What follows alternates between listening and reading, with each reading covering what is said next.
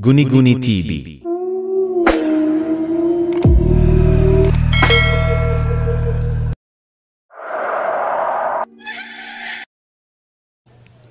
Kwento ko sa inyo ang karanasan ng aking tiyuhin na isang taxi driver. Ang aking tito ay dating OFW sa Saudi. Nang umuwi ito sa Pilipinas, ay naisipan na lang niyang bumili ng taxi. Ayaw na raw niyang bumalik sa Saudi. Malaki na rin naman daw ang kanyang mga anak.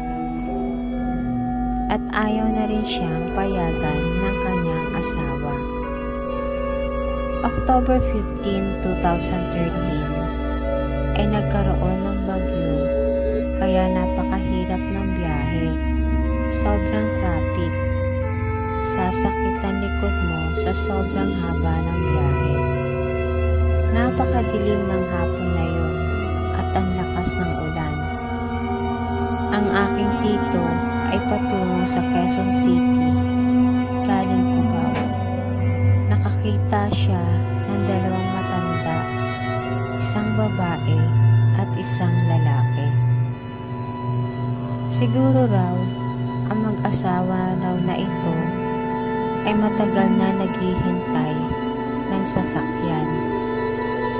Huminto ang aking tito sa tapat ng dalawang matanda.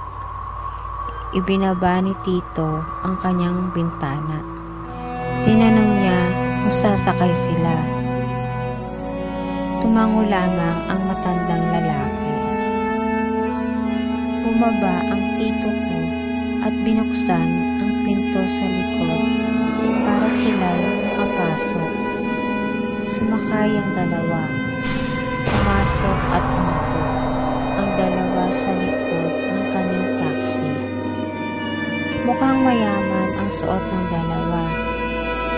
Naisip ni tito na dumalo raw siguro ang dalawang matanda ng party. Kakaiba ang suot nila. Ang lalaki ay naka-Amerikana at ang babae ay nakasuot ng magandang bestida. Naisip ng tito ko kung mayaman ang dalawa. Bakit tag-aantay sila sa antayan ng sasakyan? Bakit wala silang sasakyan kung sila ay mayaman? Hiningitian ng tito ko ang dalawa mula sa refleksyon ng kanyang salamin. At kung ano-ano ang kanyang kwento at tinatanong para makipagkwentuhan. Tinanong ng tito ko kung saan galing ang dalawa. Buti daw, hindi nabasa ang dalawa. Wala pa naman daw silang dalang payong. Hindi kumikibo ang dalawa.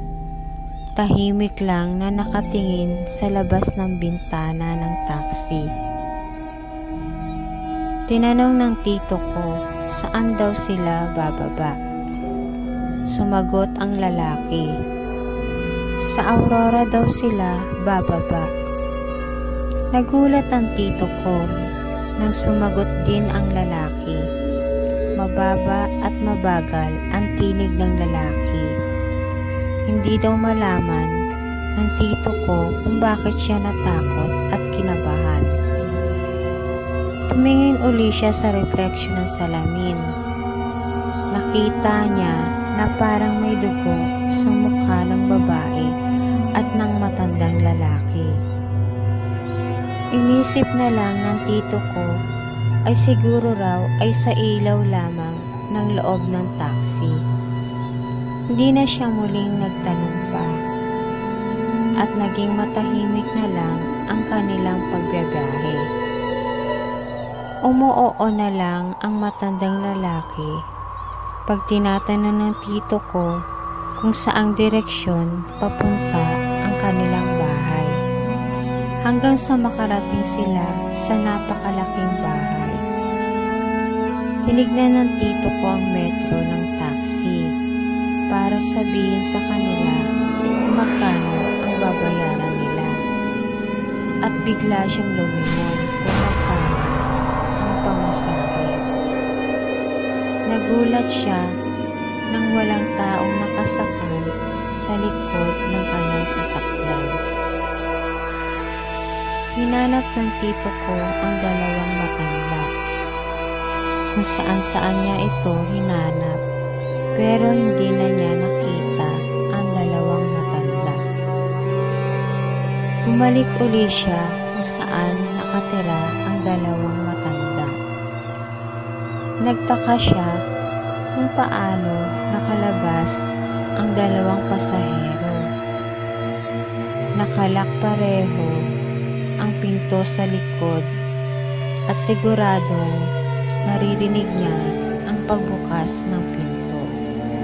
Naisip niya na siguro ay hindi niya namalayan ang kanilang paglabas at baka naman daw pumasok sila sa bahay nila para kumuha ng perang pambayad sa kanya.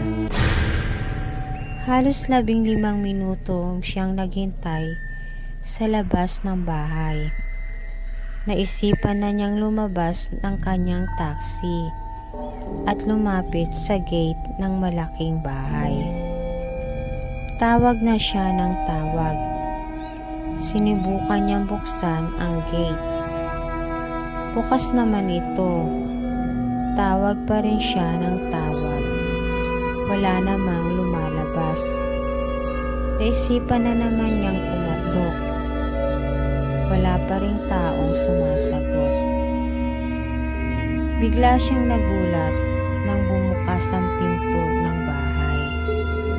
Ang akala niya ay may nagbukas ng pinto. Pumasok siya.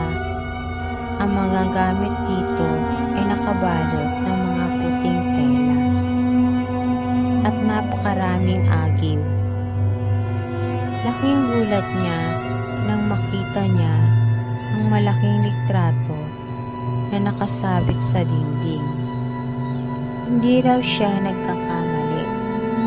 Yun daw yung dalawang matanda na pasahero niya. Maya-maya lang ay may tumawag sa kanyang gwardya. Tinanong ang tito ko kung bakit siya nandun sa loob ng bahay. Nakita raw siya ng gwardya na pumasok sa malaking bahay. Ang akala nito ay magnanakaw ang tito ko. Pinalabas ng gwardya ang tito ko. Nagpaliwanag ang tito ko na pasahero niya ang dalawang matanda. Hindi raw siya binayaran ng mga ito, kaya pinuntahan niya. May nagbukas naman daw ng pinto, kaya pumasok siya. Ang sabi ng gwardya, wala raw nakatira sa bahay na yun. Matagal na raw na abandonado ang bahay simula nang patayin ang dalawang matanda. Pinasok raw ng mga magnanakaw ang bahay at pinatay ang dalawang matanda. Nanginig ang tito ko sa takot.